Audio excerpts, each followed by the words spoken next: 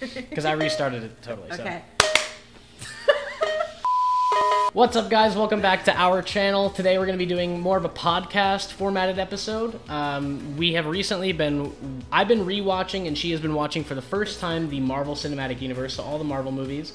We just completed Phase 1, so the first 5 movies, and I've watched them before. I'm a big fan. She's never seen them before, and now she's a fan. Would you say you're a fan? I mean, I don't think I can classify myself yet as a fan. But you like so the movies. Far, I'm really You're enjoying impressed. it. I am mad at myself for not making myself watch them 10 years ago. Yeah. I want to talk a little bit closer to the mic, probably. There. No. This I'll just move the mic a little bit. But you're going to sound far away, I promise. It's because your voice is just very Josh-like. Hello. Oh. Anyway, go on. We're watching the Marvel movies.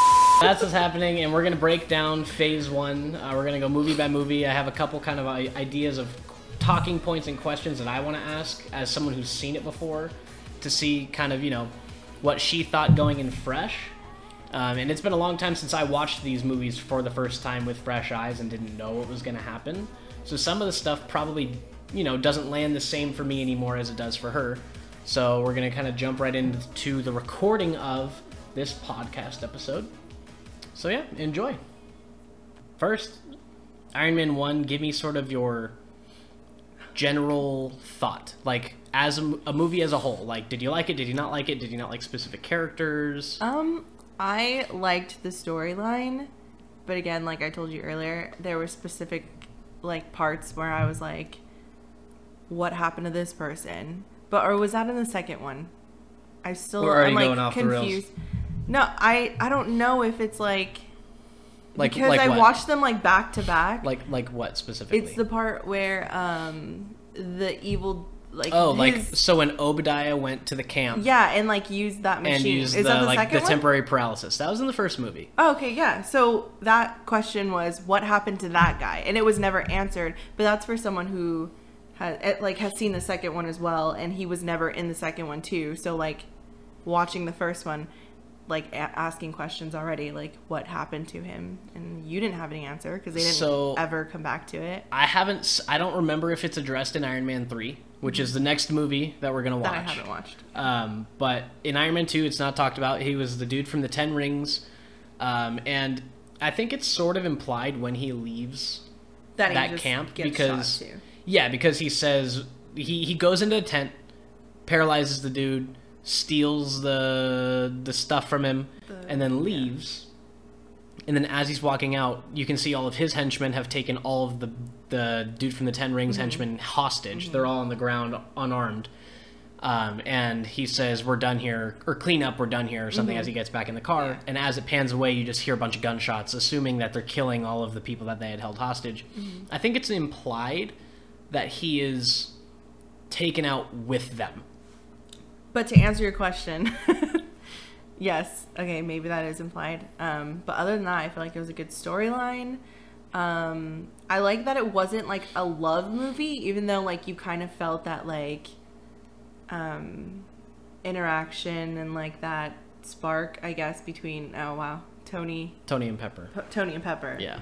So I like that it wasn't based on them. A love movie. Yeah. It was only based on movie. How he became who he is. Yeah. And it's awesome that he's changed his mind from making guns, becoming a billionaire, to wanting to not make guns anymore, to help people that are innocent. He's been captured by these people who use his gun. So it's he made all this money cool in weapons manufacturing, thinking that he was making the world a safer place when the weapons are being sold to both sides. And he kind of has that aha moment, and he's like, oh, we're not the good guy. We're just sort of selling to anybody who will buy. And that's when he has that change of heart, and he's like, I don't want to do this anymore. And he has this new idea where he becomes what's going to make the world better. Yeah. And being the first movie in the Marvel Cinematic Universe, not knowing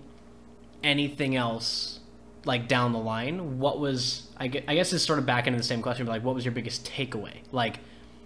From watching a first Marvel movie? Yeah, like, this is the kickoff of what it ends up being a humongous franchise. So I like the fact that I told you already that, like, it's a comedy. Like, I like hilarious. that it's not just straight... And this is, like, obviously from other movies that I have seen before Avengers, like the, like, Iron Man 2 and Thor, and they all have, like, more than just action, and I'm not really an action movie person, so I think that's why I waited so long to watch them, because I never expected it to be funny. So entertaining. Yeah. And like the characters, you like love them. Like there's no like, oh, maybe I'll like them later. It's like, no, I like them now. They do a good job of right out the gate. The people you're supposed to like, they make them...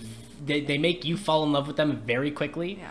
And the people you're not supposed to like, they make you dislike them very quickly. Yeah. And I think that Marvel does a fairly good job of, like, for instance, you get introduced to Tony Stark, new character, unless you've read the comics or anything, but, like, brand new to the franchise, you're like, I don't know who this guy is, but I already like him because he's got attitude, because he's funny, and because he kind of has this, like, irreverence about him. Mm-hmm. And then you already know, like, I don't like that guy. And they don't waste 40 minutes developing a character. They just lay it out like, boom, boom, boom. These are the people. Now let's go. Yeah. And I feel like they get a lot more story done because they don't spend half the movie telling you who the people are. They're just like, here they are, let's go. And they make it digestible enough that you don't feel lost. Yeah, and it's not boring to watch. Like, it's so... Like, the first 5 minutes of the movie is already entertaining, and, like, I love that when movies captivate you at first. Like, I feel like nowadays a lot of movies try to do that because they understand that people's, like... Attention span is you gotta very... hook them fast. Yeah, they have to hook them fast. But, like, this movie came out 10 years ago, or 10 plus years ago, so, like, the fact that... I don't know. I'm looking at it as back then instead of, like, being made now, but also the quality of the video is really nice. Yeah, I mean, like, for being an older movie, like, the special effects are still right up there with modern day movies. Not realizing, wow, this is like almost a 15-year-old movie or something like that. Like, even though that seems like it's not that far away. Yeah, right. It's like, well, I guess that's not that bad, but no, it's been out for a long time. Yeah. And yeah, the special effects, I think, particularly of the big fight scene outside of the arc reactor between Obi and the one that you said like is like Transformers. Like Transformers. Because well, Michael Bay is part of the Yeah. production crew and stuff, so obviously they had that sort of thing. But I was like, this felt way bigger than a superhero movie, or than like two people fighting. It felt like a humongous battle, which I thought, I'm sure back then when it came out, felt insane. And even watching it again today, like in today's time, still felt like a really large scale thing to be done. Yeah. So that was really cool. Yeah, and I like that, again, I don't want to keep prolonging this question, but like, this answer, but I like while he's fighting, he's funny. Like, it's not like he fights and then he's funny. Like, he has these like sarcastic comments, or he has to comment on something. Yeah. Like, I don't know an example exactly, but like, I just know from watching it, you laugh while he's fighting because he says something in his like he has a one-liner all the time. Yeah, I don't know. It's a good movie. Not knowing the dynamic from Iron Man 2 between Tony and Pepper. Give me a breakdown of how you felt about them in Iron Man 1. I was doing like a live tweet when I watched the first one because Jared's brother had explained how he found people who had discussed about Marvel movies as well. And like Jared was like, oh, you should do like a live stream or a live tweet, like, because people who have watched it would like to like hear about it. So then I tweeted right as I like saw them to make their first appearance together. I was like, oh, there's like a spark between them, because it was at the Walt Disney music hall when they were doing the big event, when he like walked in and he wasn't supposed to be there and he danced with Pepper. Oh, yeah. And you're I was like, there's some tension here because, for sure. And because, like, if he wasn't so ladies' man, I feel like she would have been okay with, like, talking to him. But because that's what he's known for, is, like, a billionaire, playboy, like... Gets around person that, like, I was like, oh, okay, well, it's eventually going to happen. But for right now, it's like... And that was her thing, is she was like, you're you, and you have your reputation, and I don't want people seeing us dancing and taking it the wrong way. So she got like super flustered, but you could tell like she got flustered because there was something there. And I thought that was a really interesting kind of back and forth. And so back to Tony Stark as a character, how did you see him grow and develop and change from the beginning of the movie to the end of that movie, outside of Iron Man 1? Iron Man 1. It didn't feel in the beginning. I didn't get a feeling of him being like, well, I'm this like rich person, so like me, but also like he seems like a like me kind of person. Like, but yeah, do you know what I'm saying? Like, I think I think it's the like not like me, but like I'm just better. Yeah, I'm just better. But like, so he's still kind of like that, but it's also more like he's more so like he got captured, and he's more aware of what he's doing instead of like, oh, I'm making this mass production of guns and I am a billionaire from it and my dad used to do it, so I'm gonna do it. But now he's more like, he was humble, learning about grounded, he was humble and grounded and like learning about that it's not just about money, and it's not about the fact that his dad made this company. Like, it's more so about people who are innocent and like like looking out for other people, even if he is gonna lose. He never initiated, like, he never said that, oh, I'm gonna like lose a lot of money from not making guns anymore. So I feel like that's where I like felt like it was pretty cool that he grew from that, I guess. Yeah, I mean, yeah, he starts the movie as this like, I make a lot of money, I know you're gonna buy my stuff, I'm gonna keep making money, and I'm gonna do whatever I want because I'm a billionaire, to like, I'm Iron Man and I'm still gonna do whatever I want, but like for the betterment of the people around me and not just for the betterment of myself. So he sort of starts to take on that, like, I don't want to say protector role, but he takes on a lot more responsibility in himself, and he's like making more responsible choices in like not selling weapons to the bad guys and stuff like that. What you mentioned about like, oh, my dad does it, so like now I'm gonna do it, that kind of carries us into Iron Man 2, which we're gonna talk about now, where like I didn't remember from the first time I'd seen it when he has the like epiphany of like his dad left him a blueprint to create something bigger, and they were like, oh, the arc reactor is like a circus trick, like it's nothing, it's all right, but it's never going to be some crazy big thing. And then when they kind of stumble upon like, oh no, like that was the big thing, like that was supposed to be like his crown jewel, but he didn't have the means to like push it that far. I forgot about that entire dynamic, and I was like, oh, that was really cool, because I remembered the whole like the blueprint layout of the like Stark Expo was supposed to be the thing, but I didn't remember like, oh, we don't like the arc reactor because it's nothing, it's just it just in your chest, like the miniature version just works. Not like this was supposed to be the big thing that was going to be bigger than an arms race, it was going to be an energy race, and this is going to change the world. I forgot about that completely. So from the end of Iron Man 1 to Iron Man 2, some time has passed. Obviously he's sort of gotten into, like 6 months. Yeah, a little bit of time. Did you notice any difference in Tony Stark from the moment he said I am Iron Man to when he drops into the Stark Expo?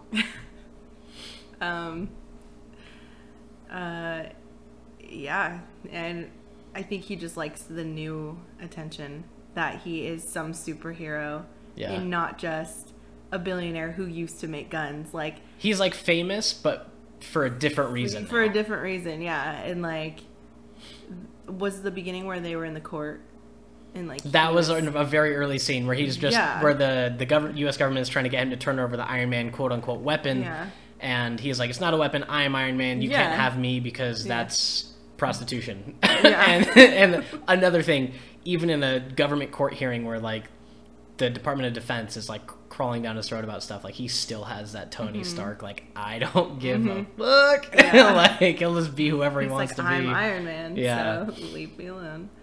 But yeah, I think you see sort of like he's grown into the role, where in the first movie I think it was sort of this like white knight, like I'm trying to undo the wrongs that have happened because of my company, and now he's sort of like fallen off of that and is like, I'm Iron Man, and you can't stop me. So it's kind of, he's like gone bad, not gone bad, but like less of a pure hero.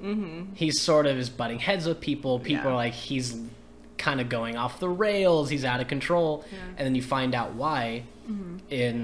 Why was he going off the rails? Break it down for me. Do you remember why he was going off the rails? What do you mean off the rails? Like, why was he just doing whatever he wanted compulsively?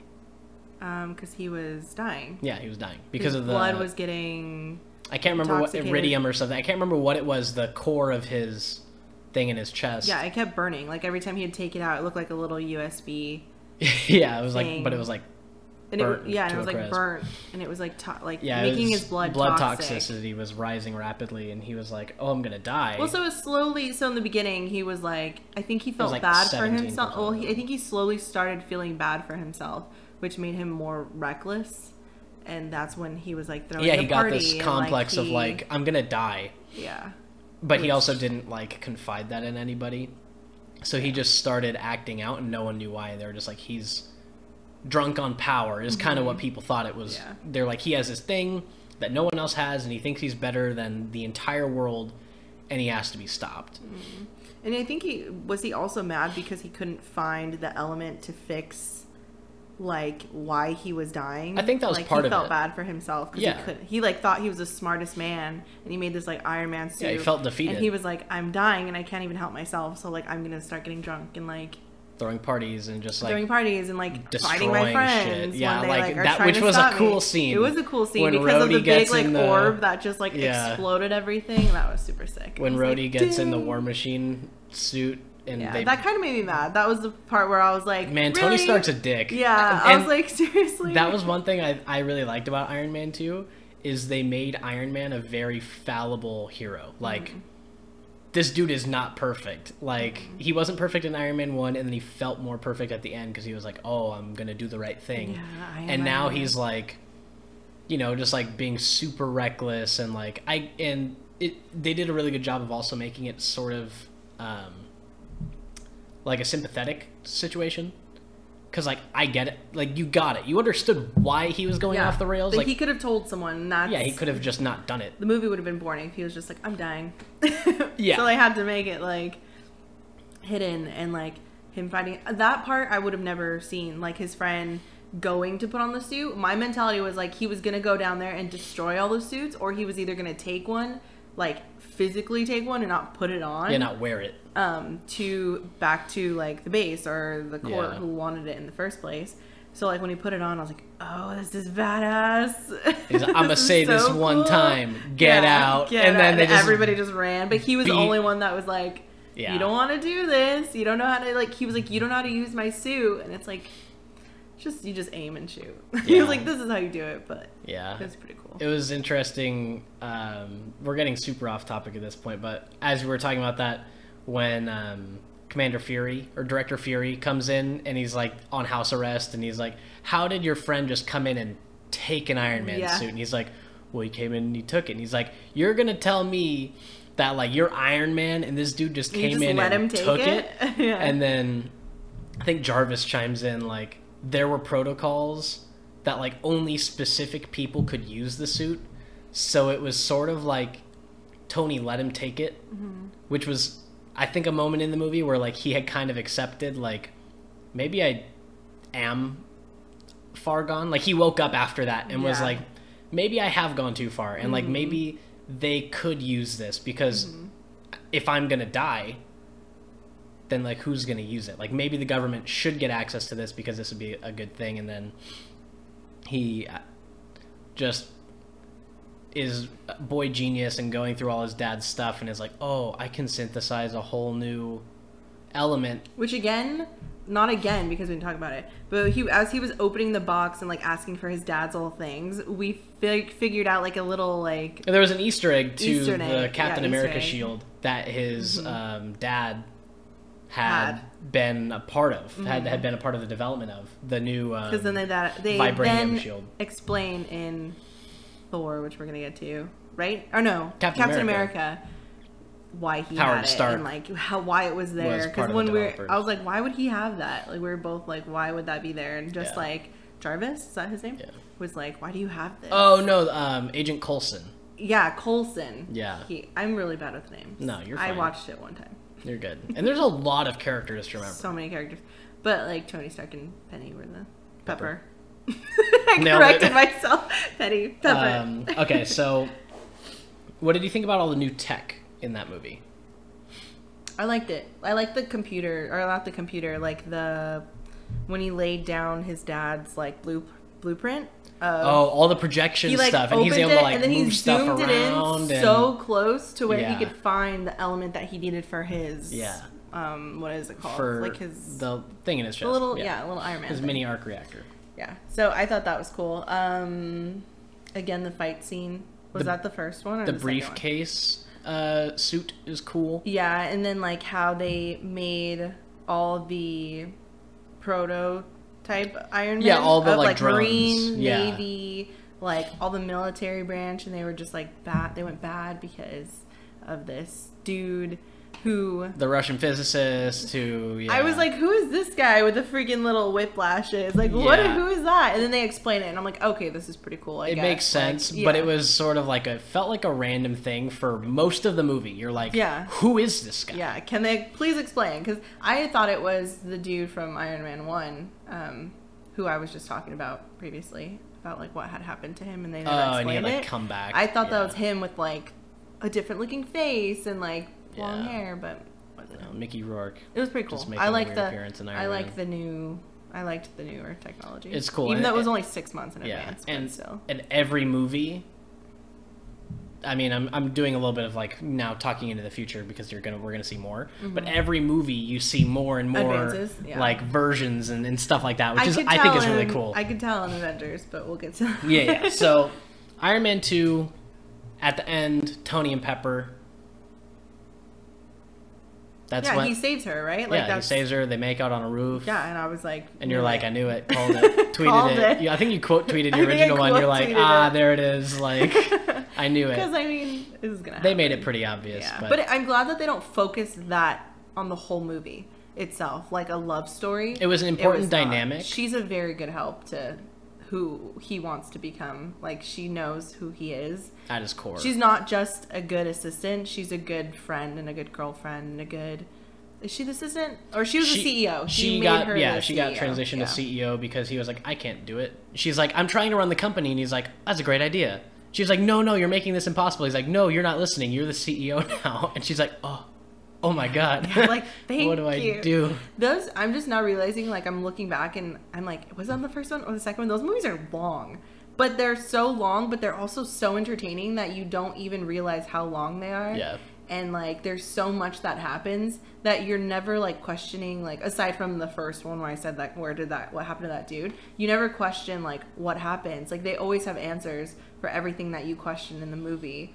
And for the most part, if there ever is a question that they leave open, it's probably because, in the future movies. Yeah, it's because they're planning on addressing it later. Yeah. But, so good. So the first two Iron Man movies, great. I loved the first one. Good. Second one was good. I actually liked it more Watching it again. Yeah. I kind of had this thought. I was like, there were drones. There was this random guy. And I was like, okay, no, this all actually made sense. I just don't know if I wasn't paying close enough attention the first time I watched it or whatever it was. But great movies. On to Thor. Give me your first impressions of Thor. Yes. First of all, he's good looking, but oh my gosh.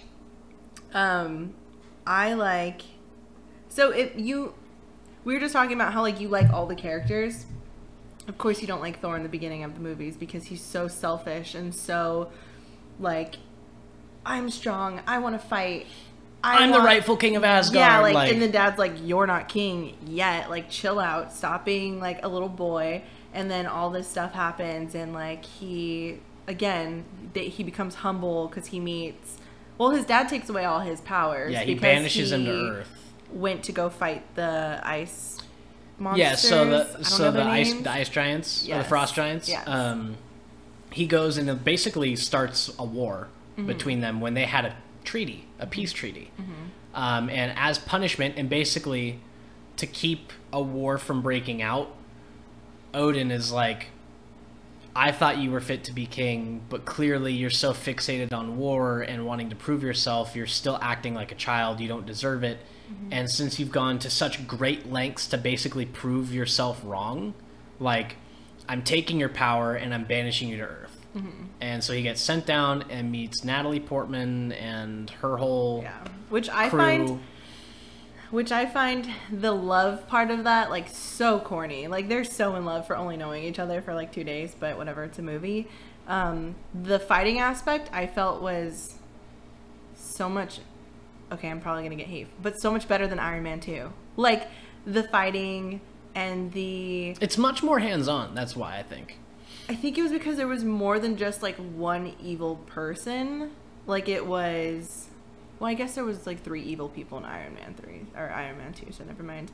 But like his brother betraying him and saying that the dad was dead, and like that, like he's not welcome back into Asgard as a term of the peace treaty. And he Loki came down and lied to him and made him think like all this shit's gone wrong and it's your fault. Yeah. And like, I don't know, I really liked the fighting, and I really liked the storyline of it, because there was no questions of like how and why and where.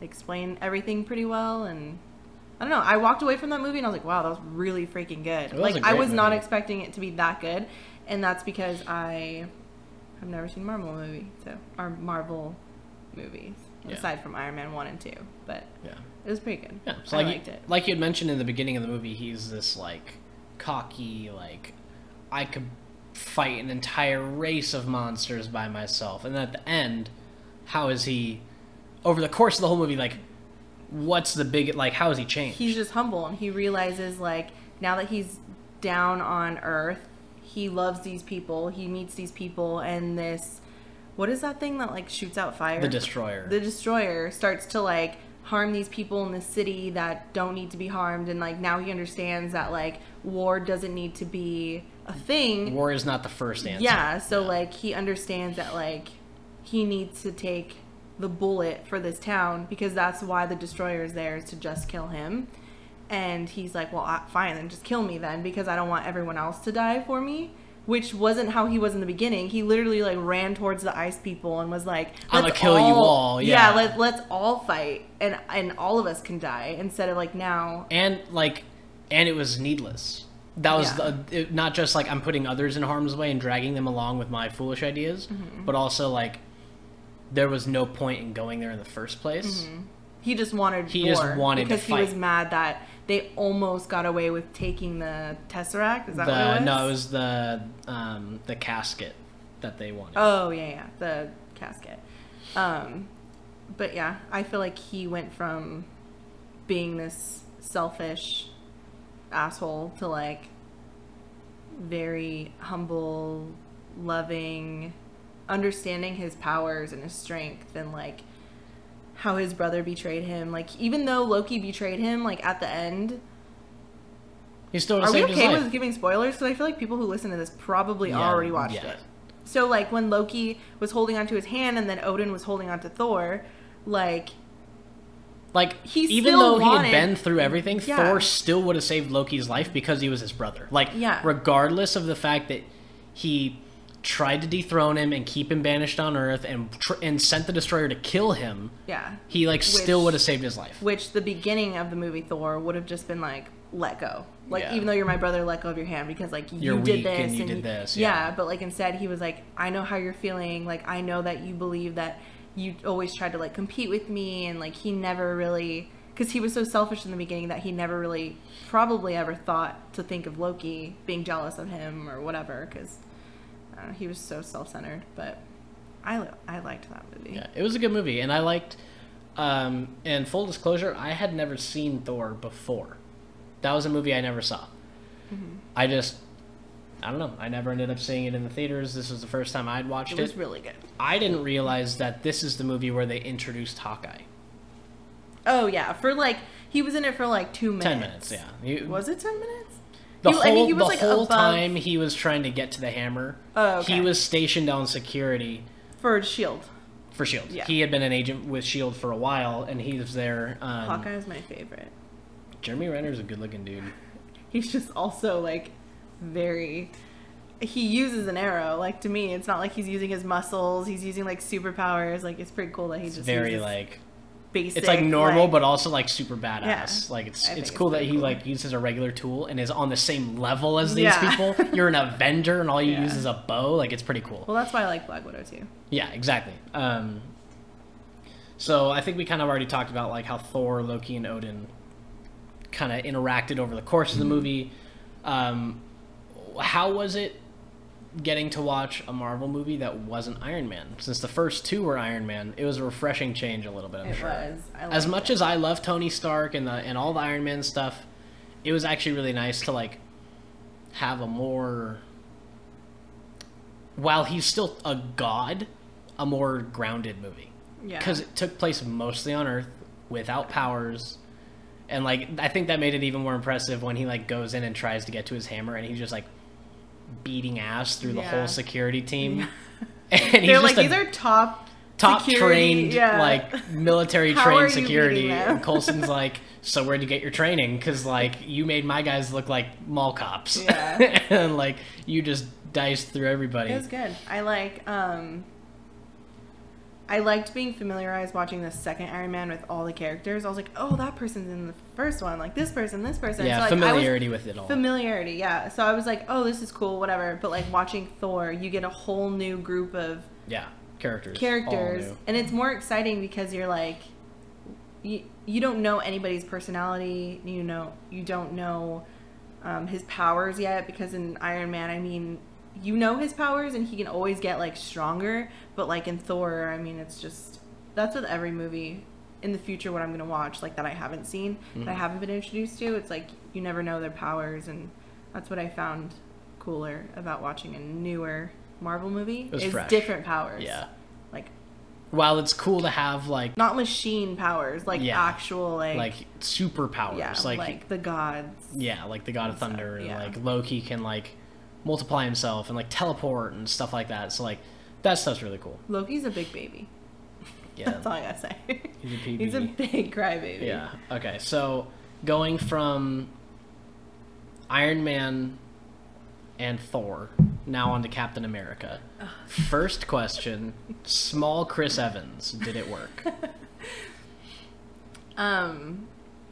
So me and my friend Kay and Bruno, we watched this movie, but we were all talking while watching it. So like when I first saw the scenes of it, I was like, his face doesn't fit on it. Like, it just looks really animated. But watching it again with you, I was like, it's not too bad. Like for the technology that they had back then and the fact that they had to. And even if it was done today, it still wouldn't still look hard great. It's still hard unless they wanted to get someone who looked like him and like was that small. But like the fact that they got his face to look the way it did, because when he came out of that like casket looking thing, I was like, oh yeah, I forgot that's what he looks he's like. actually gigantic. He's huge. Yeah. So it was pretty cool. I liked the technology of it. Yeah. It was pretty cool. So this movie being in a very different setting. It's not in modern times on Earth. Yeah, it was in like the World War II was the setting. okay. So is that the 40s? 40s, yeah. Crucify me if I don't know the timeline around World War II. I wasn't alive. Definitely not. So with a setting primarily of World War II and Nazis / Hydra being the main antagonists, did the villains feel more compelling? And did the drive to do good in the movie feel more grounded? Because I feel like in Iron Man, it's like, for the most part, it's like a self-serving action. Mm-hmm. And Thor, it was like, it was all centered around him, like doing the right thing. But this is like worldwide issue, world going to end if this doesn't happen. It was more so like, because they added realistic, like, you know, he was too tiny to be in the military. So, like, they made him into this, like... Super soldier. And it was like, okay, well, that's not realistic. But, like, the Hail Hitler and the Hail Hydra is, like, more of a realistic vibe. So the fact that, like, one man can take on a whole army of, like, Hell Hydra or whatever. Just a whole army. Yeah, it was like kind of unrealistic and it felt like not super compelling, but like the evil behind it was pretty normal and I felt like it was a pretty good story. I wasn't like, that's my favorite movie. It was a good movie. Don't get me wrong. I sat through the whole thing and I was like, this is interesting. That's so cool. Like, the only part that was weird, and to everyone else it was probably weird, was the fact that he was like a show monkey, or what is it? Like a show pony. Yeah, he was like whatever. a showgirl like, for a while. He was, and I'm sure he was uncomfortable with the situation, but he also never got that attention because he was so tiny and like, you know, always got like... Yeah.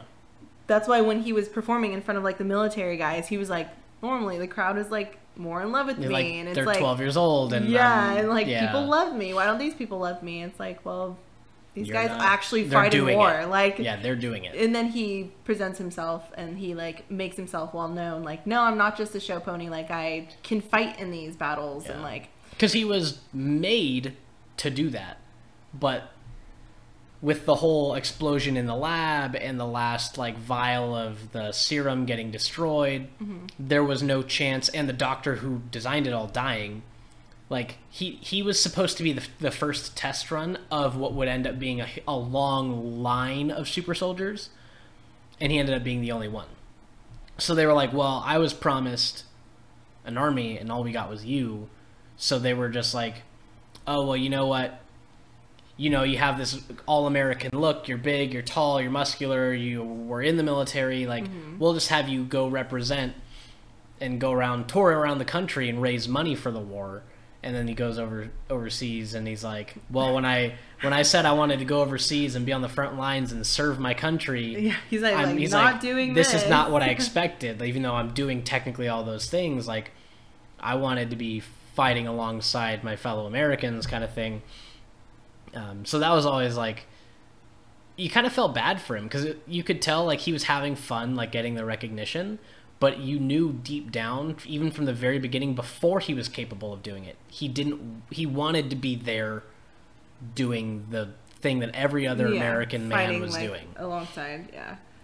So anyway, we were very off top. No, I mean, I think that's good. And we didn't have a ton to talk about in this movie. I liked that they showed Tony Stark's dad. I liked that they brought it back and showed how he was very involved in the starting of everything. Start Captain America. Because if it wasn't for the dad, I mean, Tony Stark wouldn't be a thing, and also Captain America wouldn't be a thing. He was super involved in the whole process and developing the weapons. To like drop him in the middle of the fight, and like, I don't know. I thought that was all cool that like he was in the movie and not just like, oh well, he developed this machine. Like, because his name was used in Iron Man 1 and 2 and never really like showed a flashback, or I mean, they showed him like making an introduction. They showed the Walt Disney style tapes kind of thing, but like that was it. And this is more like an insight of when he was younger and how like he was like just like Tony Stark, like a billionaire playboy, very smart man who was very intrigued with like making something for the future and like a superhero, and I thought it was pretty cool. Yeah, it was a good movie. And the one question, I guess I didn't really leave it unanswered, but the one thing that I didn't love about this movie, and I still don't like it, is when Bucky dies. Oh yeah. He just gets blasted out the side of a train. Maybe he just couldn't be in the future movies or something. Like, I did feel like it sucked that he went through the whole lengths to get him back. Yeah, he saved him from the camp, got him on his squad. They were rolling around destroying all these bases, and then on like the final sort of... But maybe like if it weren't... I think they maybe had to like have him feel something in order to take that ship and crash it. Because I feel like if Bucky didn't die, like Bucky probably would have been like, don't do this, or... Because... I don't know, like, and he would have had someone else to stay behind and, like, look after instead of just the girl, and, like, you know, I don't know, it just felt like they did kill him off so sudden, and, like, I was like, no, he went through the whole fight just to, like, let go of his hand, or not even be able to make it to grab his hand, but maybe they needed him to be super sad and be like, well, it's okay if I die and save the world now because my best friend passed away, and, like, you know, I love you, and they were talking about, like, it was his choice to be there. It was his choice to you know, he wanted to be there. He wanted to be a part of that mission, and he knew the risks. But he was like, I'm the one that told him to go. So yeah, but then I think, you can tie that back into when Cap is flying the plane at the end of the movie, and he's like, this is my decision. Like, I know the risks, but like this is the only way I'm gonna save basically the world. So he crashes the plane, and I think that's they never explicitly talk about that, but I think that had to have been part of the thought process of like, my best friend died for this, so I can so die. like I know this is like the only way to do it. Like I know, I mean maybe it's not guilt, but like it's that sort of like, too many people have gone too far for me. Yeah, so I'm gonna. I have to see this through. Yeah. So I don't know. I had really liked the Captain America movies, and that was a really good movie. So, and I haven't even brought this up, but they're all really good actors. It's not like it's super corny. It's not that corny. I mean, it's a little some corny. Some of them are corny, but it's like the love interest involved that makes it a little bit corny. But like, it seems like when they're joking and they're having a fun time, that it's legitimately the character, like the actor, making a joke. Like, it doesn't feel like they're like trying super hard to be funny. It just seems like maybe it was like a blooper, or like that's just really their personality. Because I feel like if I were to ever meet Robert Downey Jr. in person, that's how he would be. Have you ever... Okay, so this is super off topic. Have you ever followed Robert Downey Jr.'s Instagram? No. I've never followed any of them because I never was like a Marvel He is so weird. Is he? He's strange. He'll post videos of him like... He's dresses kind of like Tony Stark. Tony Stark, like the glasses and like the kind of cool suits and like dressed well, and the facial hair and the hair and all this. And he'll just like post videos of him, and he's in like a hotel room, and he's just like dancing to music, and he's like looking at the camera, and I'm like, you might be on drugs. Anyway, Avengers. But you don't think that that's how he would be as like... And I feel like that's why he was... like fixing... Can't you just picture him like... Oh, in his like basement, like fixing up an Iron Man suit, just freaking dancing all weird and like being drunk. He's like weird. Yeah, it's awesome. And like... And I love that. I need to follow him on Twitter or Instagram. Yeah, and I really love that. I feel like every actor, and this goes to whoever was doing casting or whatever vision they had for the movies, I feel like every actor didn't just like fill the role, but made the role theirs. Yes. Like, which is why the movies are hits, I feel like. Like, yeah, it doesn't like feel like, oh, Ben Affleck trying to play Batman. It's like, no. Or Ben Affleck trying to play Green Lantern. Or who was that? That was Ryan Reynolds. That was bad. So it's like, movie. Those feel like an actor trying to play a character and not like that character is that person. So like, I feel like the characters are much more compelling. They feel way more natural. So the movies just work better. But anyway, Avengers. So fine. Seeing everyone all together and the lack of chemistry in the beginning, and then the final battle, how did the team feel after the whole growth arc? Like, how did that whole fight scene go? Well, how did, not just the fight scene, but how did that whole growth arc go? Like, how did the, because that was most of the movie.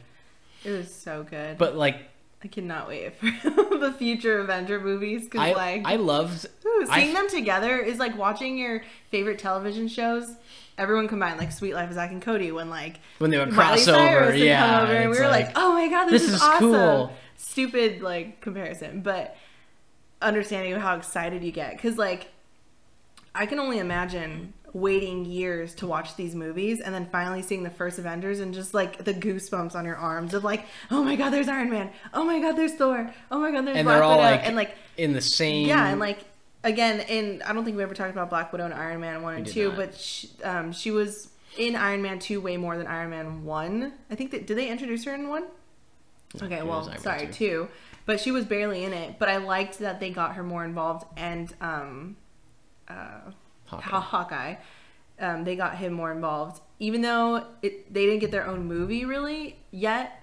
Like, I like the character development, and like that they don't make it feel like, oh, you don't know who these people are. Like they still did enough to give you an idea, and even if it was like just they're all a group. Yeah, even if it was just in short conversations where Black Widow's talking to Loki when he's being held in that cell, and she's like, I've got red in my ledger because, you know, this and this, and like, yeah, like Hawkeye, he saved my life, and like, and yeah, and they like they build small stuff over time, but it's enough to like not still leave you like, why is he here? Why is she here? Like, it's enough to make them feel like they deserve to be there without spending, like I said, an extended period of time developing characters when you'd just be wasting movie time. Which actually, watching the Avengers again, long movie, I thought there was 30 minutes of that movie that didn't need to be in there. And it was when Loki's goons came in and like broke one of the propellers on the outside of the big... Oh, and then Iron Man was trying to And fix they were it? like on the outside of the ship and they were like fighting, and I was like, this was like a 20-minute scene that like honestly could have been like 2, 3, 4, or 5 minutes. Yeah. And didn't need to be drawn out that long. I was sitting there like, feels dumb. Like, it felt like an oversight in editing. Like, maybe we should cut this. And that was the first time in any of these movies where I felt like there was a scene like that. Well, I will have to disagree with you because I feel like they were so... Captain America and Iron Man were so... At each other's throats. At each other's throats that was the pinnacle point of like... We got to put our shit we to have the to side. put everything aside Yeah. and like work together and like get this shit done. And I feel like that is after that is where they were like started to work together. Like, okay, like maybe shit's about to go down. Like we have to put everything aside and like start being a team. And I liked that part. I mean, it wasn't like it served a purpose, but I agree with you 100% because that was the point of the whole interaction of like Hulk going Hulk for the first time and like Hawkeye and Black Widow fighting and them getting Hawkeye back, and like that whole interaction with all the moving parts, it all served a purpose, but I just felt like some of it was drawn out. But yes, it was like, we don't have the best chemistry right now, even though we need to. Like, the ship's gonna go down with all these people on it if we can't like get our shit together and like kind of get this stuff working and communicate and work as a team. And it was like, yeah, we've got to get it together. And then Coulson dying was the moment that they all were like to work together because they're like, Coulson's down, and they're like, and that was the guy who had brought them all together. Well, who was the main guy with the eye patch? What's his name? Fury gave them the card, gave Captain America America the card, and cards. threw it on the table and was like, well, he died without you signing this, pretty much. And they well, were it was like, oh. it and it wasn't had blood on it, and it wasn't even like in his pocket. It wasn't that exactly. It was like, he believed in you guys as the Avengers, and like he died believing in you guys. So like that was his manufactured, because then you find out later they weren't in his pocket, they were in his locker, and he used that, and he was like, they needed something. They needed a motivator. They needed a catalyst to fight for something other than themselves. And it was like, I hated when he died. That was like the most like... But he didn't die just in a randomly, dumb way. No. He like literally was trying to help, and he did. And like, with the question to go back around, not talking about his death, but I feel like in every movie you see them grow as an individual. Like, you see them be selfish and you see them be self-centered, same thing, but like, and then they grow and they become these people who love everyone and is like, we want to protect everyone and save everyone. But when you bring them all together, I feel like all their personalities from the beginning of the movies just come back because they're all like, well, damn it, like I'm not the only the best superhero one anymore. Yeah. So like, I like that they all like eventually were like, okay, well, like now I guess we have to be the heroes that we were at the end of our movies. Obviously they didn't say that, but like that's what it felt like. We have to be more of a team player again. Yeah.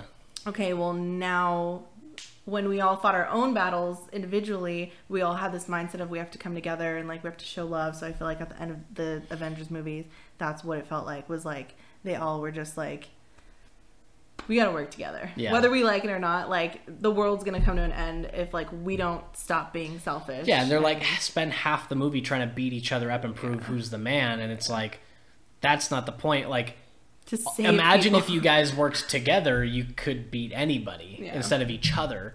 So it was a really interesting growth arc. It was cool to watch again because I didn't remember like the fight in the woods and like all that stuff when like Iron Man and Thor were fighting, and like I don't remember all that. So that was a cool refresher. Like, oh yeah, they like really didn't get along at all. And as the last film in Phase 1, how did it stand up? And how did it compare to the rest? So good. Would you say it was your favorite in Phase 1? I would say it's my favorite. And that's because there was more storyline and more... Well, it was focused. I liked that they put one villain as like the villain that they were all fighting for, even though Thor was the only person that was like not really fighting towards, because he was like trying to fight the Destroyer. Like they never showed Thor fighting Loki, but like now it's like, okay, well Loki came back, and like now all of them are coming together and fighting this one person who none of them know the backstory to. No one knows who Loki is. No one they're knew just who like, Loki he's was, this but they're dude like, who came through a portal, and Thor's like, oh, I know who he is. Yeah, so it was kind of cool to see that, and it was cool at the end when like they all went their own ways, and like Loki and Thor went back to Asgard so he could serve his sentence there. Yeah, and like that, I like the fact, because obviously there's gonna be another Thor, and you're like, something has to happen. Yeah. Like Loki has to get out somehow, and like it just makes you excited. Makes me excited, and I'm glad that I don't have to wait years to like watch everything, because we can just turn it on as soon as we're done recording. Yeah, so good. Which we might. So it was a good movie, and I am excited to freaking watch Endgame. And like, I don't know, if someone dies, there's so many movies. I am going to cry. Before we get there, so many movies before we get there, I know, and but they're that's what all I'm saying, so good. They're all so good. I can't wait to see my own character like development of like how much I love different characters. I might be like, I hate Iron Man, I don't like him. I love Thor. I don't know, like I can't wait to see like who I love more next, and I don't know, all these new characters that are involved, but it's gonna be exciting. And I liked Avengers. It was great. I can watch that movie a million times opposed to like the individual movies. I can watch like a handful of times, but I think seeing them all together is more exciting. So yeah, when they're all there on the bridge, they all finally get together. Hulk's in full Hulk form. They're all back to back in a circle, and it's panning around, and the music comes up, and you're like, oh! I was like, oh, so cool. It's pretty sweet. I love it. So I have one more sort of kind of question. The first 4 movies.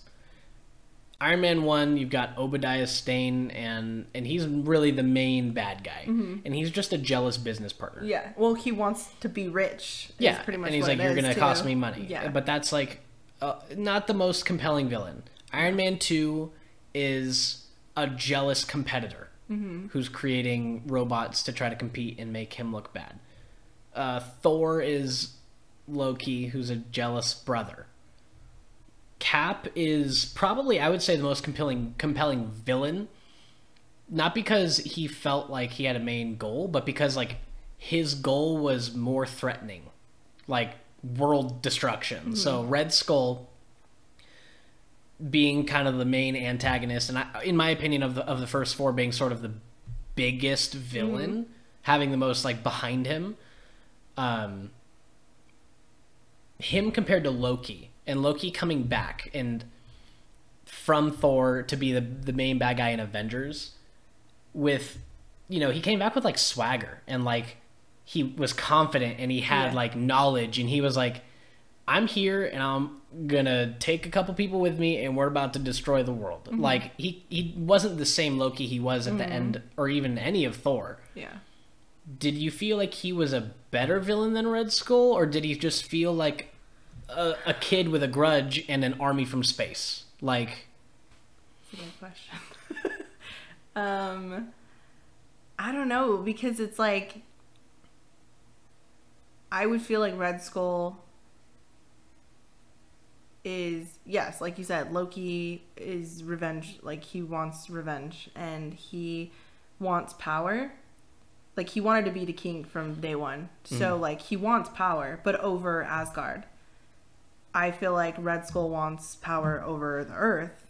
And that's obviously, I don't even know the difference of size. Like, I don't know if Earth is bigger. Asgard is like, but Asgard is a kingdom of gods. Okay, so, but he would only be the king of Asgard. But so Asgard rules over the 9 realms. Okay, and Earth is one of those realms. So like Asgard is like above it all. So like, so I would feel Loki is more like revenge, like he wants to get revenge, and he wants to be king, so he wants to be powerful. But they never make it feel like he wants to rule every realm.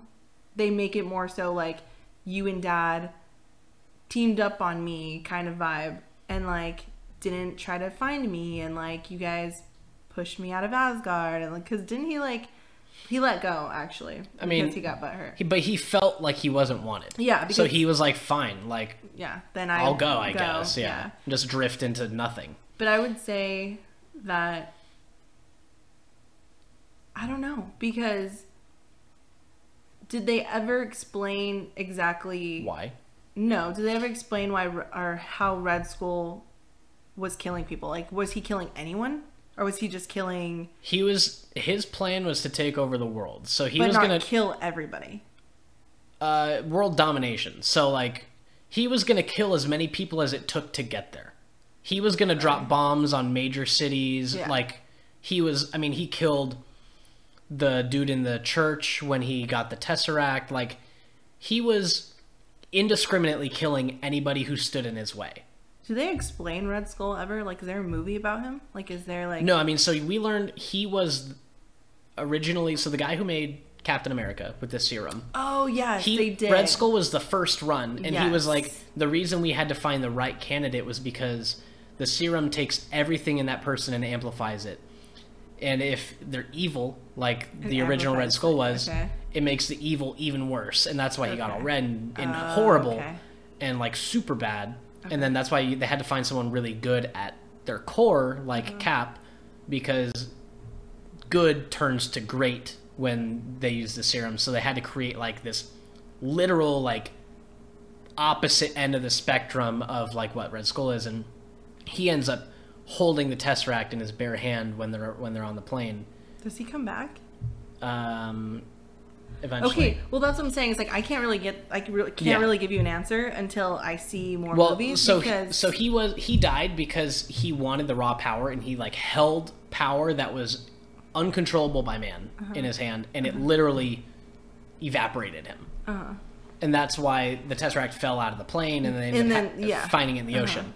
So he died because of his greed for power. And then Loki, like, did he feel like a more compelling villain? Like a more dangerous villain? Or was Loki coming back? Because I don't know. See, like, I have no idea, because I feel like Loki had more... They both have people behind them. It's not like they both have a superpower that can shoot lasers out of their eyes, or like... Yeah, it's not like they were the one-man army. Yeah. They were so like coming at it with they're both like different resources. types of like Hitler vibe. Like they both have an army who want to destroy the whole world. Yeah. But I think they're very similar. One was already evil, but like got even more evil because of the guy. And then Loki was actually like loved, and there was no reason for him to become evil, because like, I mean, jealousy was the only reason. Jealousy, and like felt like he didn't belong because like his dad didn't tell him that he was a frost whatever. Like it just felt like childish over this person who was already evil to begin with.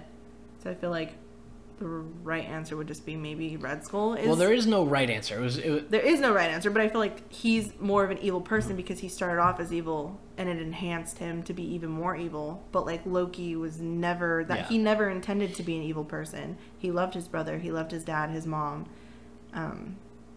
But again, jealousy became a thing. It's not angry. Like someone enhanced his evilness. And I would say they're very similar especially in terms of the way that they went about it. Like, sure, Red Skull was evil and then got worse, and Loki had to he was like a fallen angel kind of thing. Like he was good and then he became bad. But like, they both had an army. They both were targeting basically New York City, and both of their strategies were like, we're going to come in and we're going to blow shit up until no one is standing in our way again. So I think the main difference, though, is that Red Skull was limited with human technology. And though he was using the power of the Tesseract to be greater than that, Loki literally brought aliens. Like, they were not of this world. They were flying. So, like, definitely had a different sort of like scale to his attack, but I would say they were very similar. Yeah, because it's like he brought aliens, but Red Skull brought machines that literally evaporated things. You. Yeah. So it was like they were on a very similar. Yeah. I think they were on a very similar playing field. Yeah. And I don't want to tell you. I'm not going to give you any details. You will see Red Skull again. Mm-hmm. Does he look the same? He looks like Red Skull. Okay. I don't know. He doesn't have the mask anymore. He doesn't look like the Red. He looks like Red Skull. Also, do you want to tell them why we didn't watch the Hulk? Okay, so look, hold on. Edward Norton's Hulk is not part of Marvel Phase 1. It's not. I'm pretty sure that it was just like the who was the Tobey Maguire Spider-Man. Those were before it was Disney. So technically they're Marvel, but they're not part of like the Marvel Cinematic Universe Phase 1. So granted, they did make a tie-in with Iron Man at the very end of Hulk. But that Hulk and then the Hulk that shows up in Avengers are not like the same Hulk. So, I mean, they tried to make a little bit of sense. We can watch that movie. But I didn't think it was a phenomenal movie. It's more of an action movie. It's not fun. It's not that funny. It's just like Hulk's going to blow shit up and then there's a bad guy and he's like, well, now I got to blow that guy up. Like we can watch it and you can have your opinion about it and we can include that in another podcast. I didn't think it was very important. So I didn't think that you were going to lose a lot by not seeing it, particularly because it was a new actor. It was a new kind of approach to Hulk when they brought in Mark Ruffalo. That I don't think they ever had any sort of intention of making like direct lines to that movie. So when you saw them cast Mark Ruffalo, were you like... I was very confused. So was I, but that's because I grew up watching like movies where he's not... Where he's like aggressive. Soft. Or, yeah, like 13 going on 30. Well, he was the a thing very is, shy, like... he is still soft. But he is still because shy, too. He's when like he plays weird... Bruce Banner and he's the scientist, he's very... Oh, his name's Bruce Banner. Bruce Banner. Bruce Banner. I'm going to forget all these names. I promise by the end of like... What's the last movie called? The very last one? Endgame. Oh, God damn it. Is, Guardians of the Galaxy in Endgame? Oh, yes. I cannot wait to watch that one. Anyway. Guardians of the Galaxy is so good. Anyway. Go ahead. No, I mean, that's all I have. Thank you guys for watching. We hope you liked the video and the podcast recording session. We know it's a little bit different of a vibe and everything than we've done before, but we hope you enjoyed it. This is fun for us. We like talking about movies, and I think most of the stuff that's going to make it onto YouTube is going to be like movie and TV reviews. Yeah, and I feel like maybe next time we'll have some different setup, or like obviously you're gonna see improvements because we'll put more thought into it, 100%. Because I feel like when we talk about movies and TVs, like TV shows, I would want to like sit on a couch and feel comfy and like not sit right here and it look like we're about to have a debate about politics. Like I want to be able to feel comfortable because sitting on here for an hour my butt hurts. And I could literally sit here for another hour talking about Marvel movies. So yeah, no, I think comfortable, and we'll definitely figure out the logistics of getting better mic setup, better recording setup, and this is the first one. This is kind of what we had. So let us know what you think down in the comments. Thank you guys for watching. Again, make sure that you like the video, comment down below, subscribe, turn on notifications. Down in the description below, we're gonna have all kinds of things. Click in the things and the. Yeah, we're gonna have links to all of our socials like we normally have: Twitters, Twitches, Instagrams. Check us out there. Keep up with us there. See what's going on. We'll give you updates when our next podcast episodes are gonna be coming out. We don't know for sure how frequently we're gonna be doing them. But yeah, don't know because they're so long, and we don't know if you guys enjoy watching for so long. I know, like when you're on a long drive or even a short drive, listening to a podcast is fine, but like watching it is different. So. We'll see. We'd like to know what you guys think about how long it is. Yeah. Or if you're still here. Yeah, if you made it this far, please let us know. And yeah, thanks for watching, guys. Bye. Can you see it? Is it small enough that it shouldn't catch your eye? I can turn it off. No, it's fine. I'm still going to look over there regardless, because when I talk, I don't look directly at the person. Well, look at me, because we're talking. Well, I guess for the intro. Okay, so we're going to restart it all the way.